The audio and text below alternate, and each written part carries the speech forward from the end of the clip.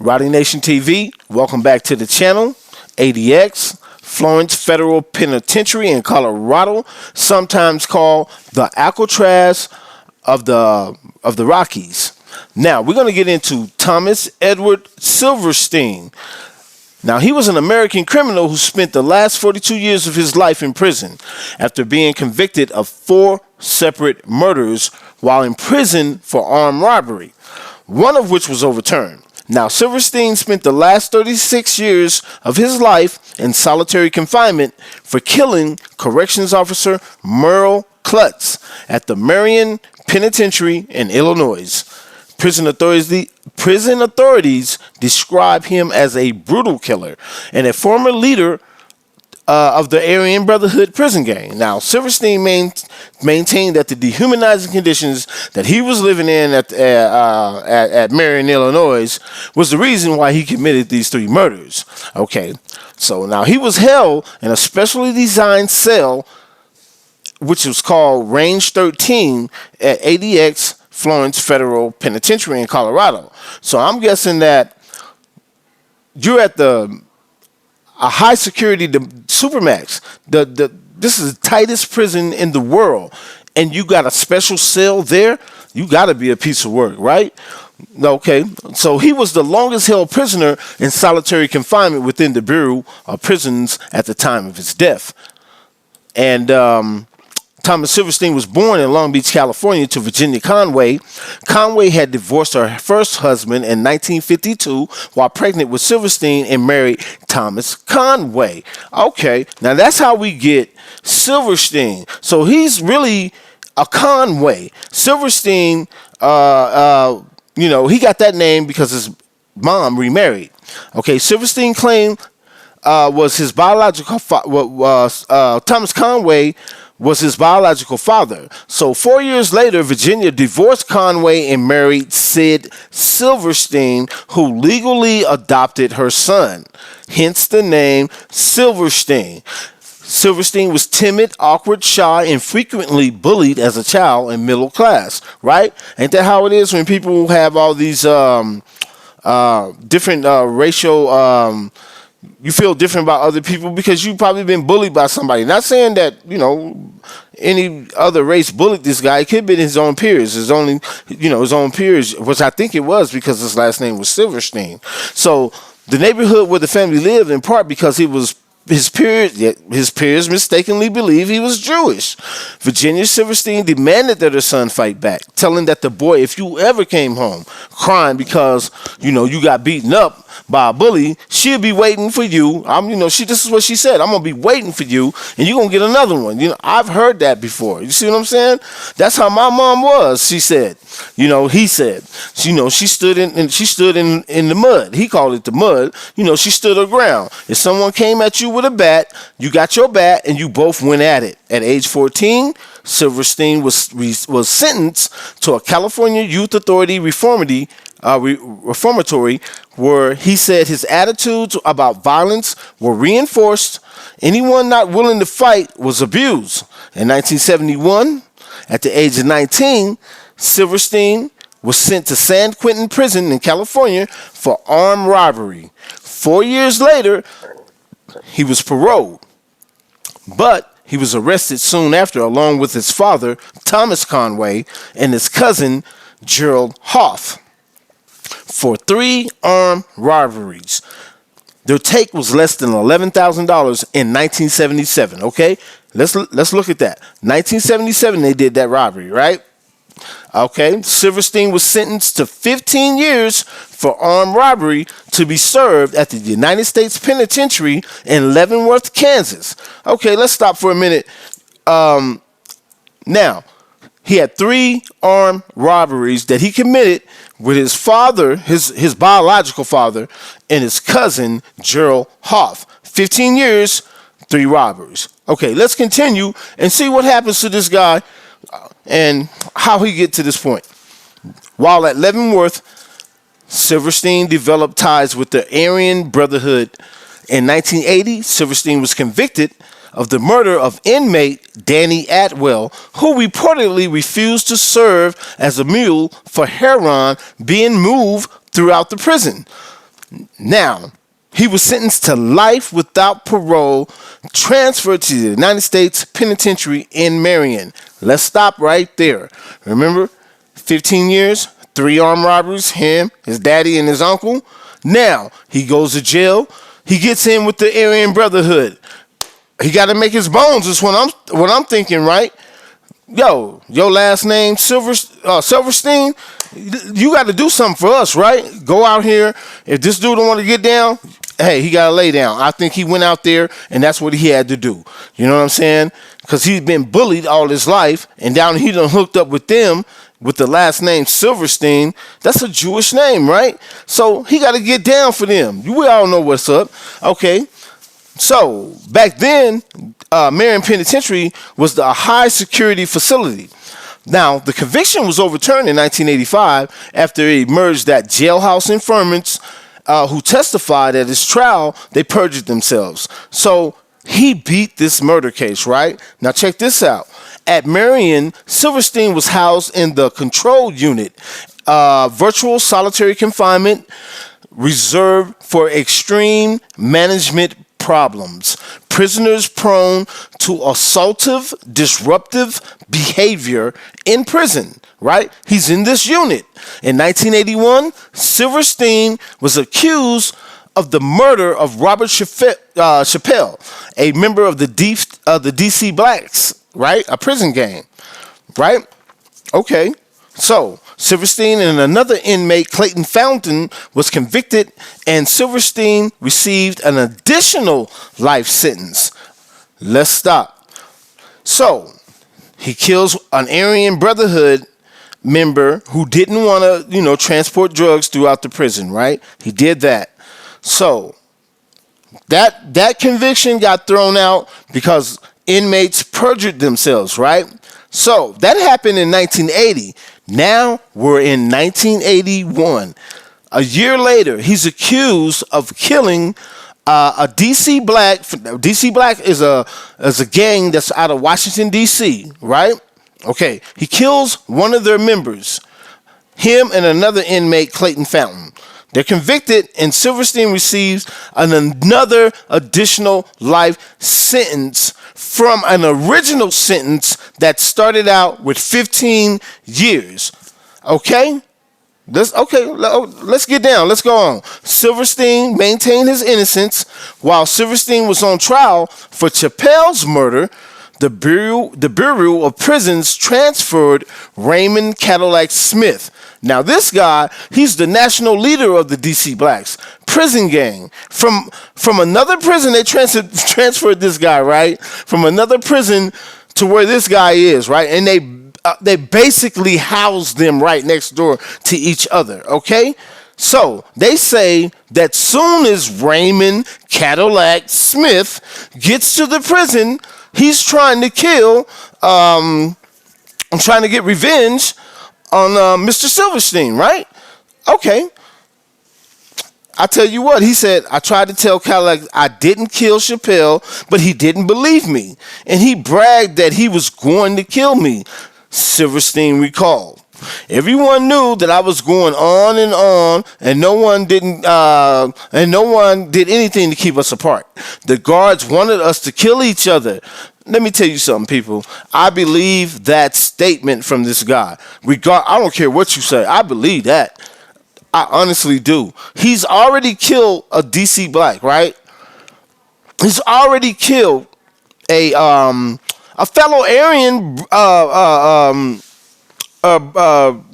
a brother, an Aryan brother. He killed him because he didn't want to do what the Aryan Brotherhood said, and he made his bones that way. Okay, so let's get it. Like he said, the guards wanted us to kill each other. Silverstein and Clayton Fountain killed Smith with improvised weapons, stabbing him 67 times. After Smith was dead, they dragged his body up and down the catwalk in front of the cells, displaying it to other prisoners. Silverstein received another life sentence, right? And to mention, when they drug this man's body up and down that catwalk, they were shouting racial slurs to let people know this is how the ABs get down. You see what I'm saying? So you got to watch yourself. I mean, you know what I'm saying? I mean, the DC Blacks, which is, I've done my research on the DC Blacks. I know about, they deep on the East Coast. You know what I'm saying?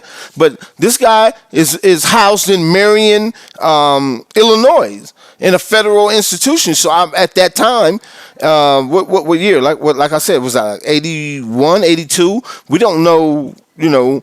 What the ratio of the different gang members. I don't know the ratio of DC Blacks versus the ABs at that time. So, but anyway, he went about his business and he did what he did. So, on October 22nd, 1983, Silverstein killed correction officer Merle Klutz at USP Marion after being let out of his cell for a shower. Here we go again, people. All right. He already got. Now, this is his fourth murder because remember, the first one was overturned. So he already killed, you know what I'm saying? 2 people. I mean, 3 people. So, after being let out of his cell for a shower, Silverstein used a ruse to get Klutz to walk ahead of him and position himself between Klutz and another officer. He stopped outside the cell of another inmate, Randy Gomez.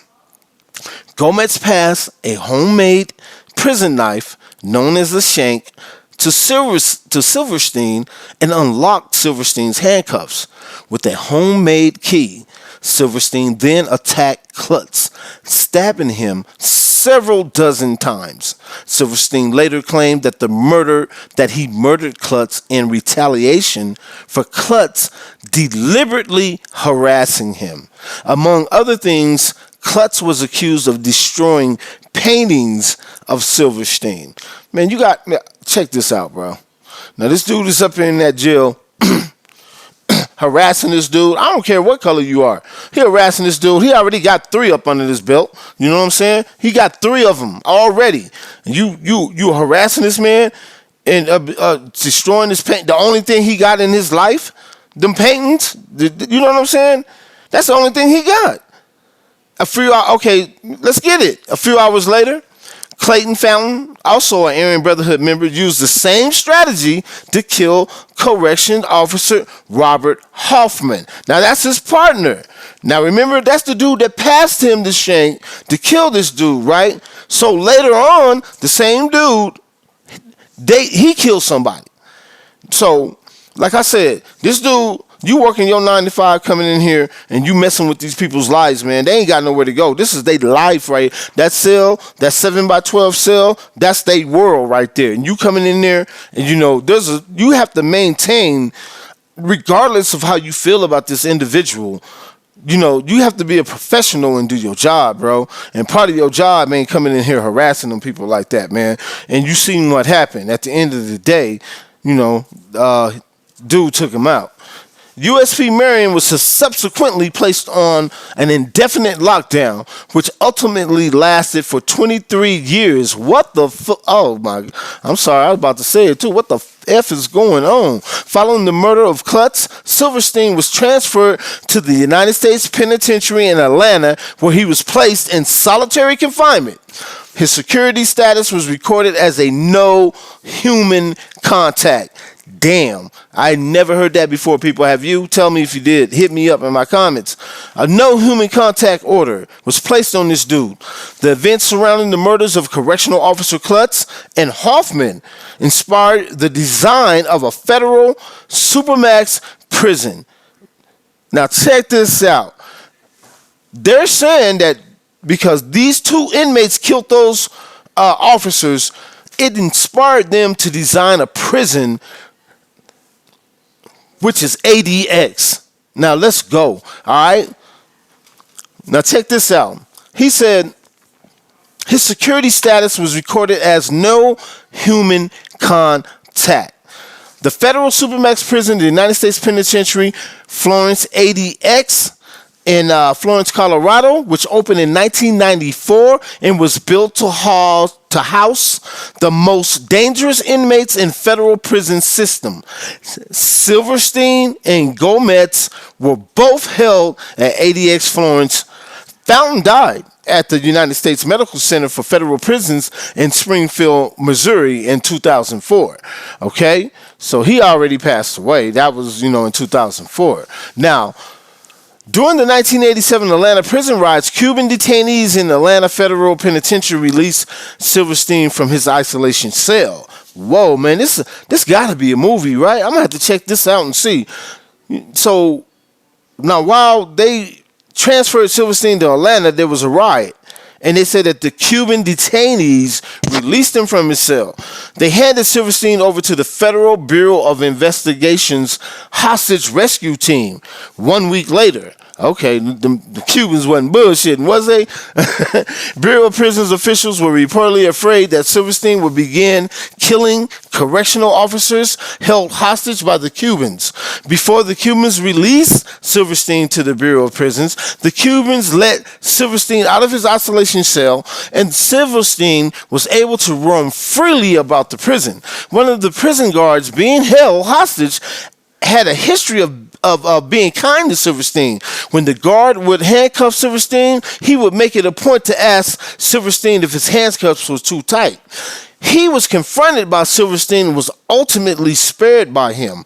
Bureau of Prisons negotiations were able to convince the Cuban riot leaders to hand over Silverstein as a gesture of good faith. A relatively easy decision for them, given that Silverstein's status was peripheral to the aims of the Cuban leaders during the riot. Man, that's crazy. That is some, hey, people, I'm reading this and we getting this information together. You know what I'm saying? And like I'm saying, man, that is crazy to me that the life that this guy lived while he was incarcerated. Silverstein was subsequently moved back to Leavenworth, where he stayed for the next 18 years, okay? Check that out. This guy been in jail. Like I said, remember what I said. He started out with a 15-year bid. Now, in 2005, when USP Leavenworth was downgraded to a medium security facility, Silverstein was moved to ADX Florence, a supermax facility in Colorado. His earliest theoretical date of release was November 2nd, 2095, right? That, if theoretically speaking, 2095. We be flying jets by then. I mean, publicly, everybody have their own little flying car, I guess. Okay, now Silverstein claimed that no human contact status is essentially a form of torture reserved for those who kill correctional officers. When an inmate kills a guard, he must be punished. A Bureau of Prisoners official told authority, "We can't execute Silverstein, so we have no choice but to make his life a living hell. Otherwise, other inmates will kill guards too." See what I'm saying? Man, that's crazy. And ADX ain't no joke, people. No joke. Reserved for the worst of the worst. There has to be some supreme punishment. Every convict knows that Silverstein, what Silverstein is going through. We want them to realize that if they cross the same line that he did, they will pay a heavy price. He's a poster boy. This is what's going to happen to you if you kill a prison guard, especially in the federal institution. This is what's going to happen to you. But I'm saying if you kill one in the state, your ass is going to ADX. I'm telling you. Ted Sellers, a former convict who met Silverstein during 25 years spent in prison, said he became a legend at Leavenworth. Sellers told the BBC he's not not as bad as they portray. Sure, he is dangerous. If they push him to the wall, but there were some dirty, rotten guards at Marion. They would purposely screw you around. You're dealing with a person locked up 23 hours a day. Of course, he's got a short fuse, and I agree with that. 23 hours a day. Of course, he's got a short fuse. I just had to put this out, people, on ADX and some of the people that's housed, You know, and Colorado, and you know, if you live in Colorado, these are some of the people that are housed in your backyard. You got some of the most dangerous people that's housed at the ADX Florence, you know, Supermax prison, Alcatraz of the Rockies. Roddy Nation TV.